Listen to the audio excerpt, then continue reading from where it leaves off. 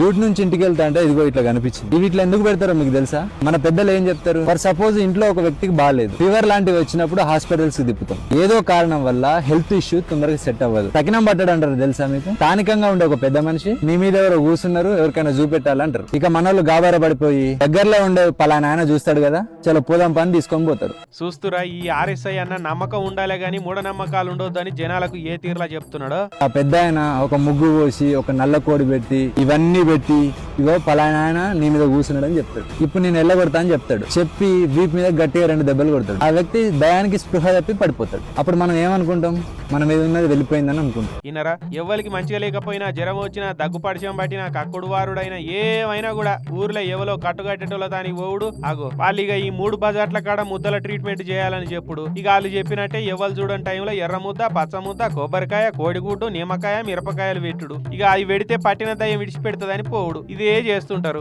కానీ అదంతా ఒట్టిదే. ఆ కొబ్బరికాయలు కొట్టుక తిన్నా ఏం కాదు, ఆ గుడ్డు కొట్టుకుని ఆమ్లెట్ వేసుకున్నా ఏ దయ్యం పట్టదని ఇగో ఈ ఎస్ఐ అన్న కొబ్బరికాయ వాళ్ళ కొట్టి ముక్కలు తిని సూచించండి. ఇట్లా వీటిని ముట్టుకుంటే నిజంగా ఏమన్నా అవుతుందా?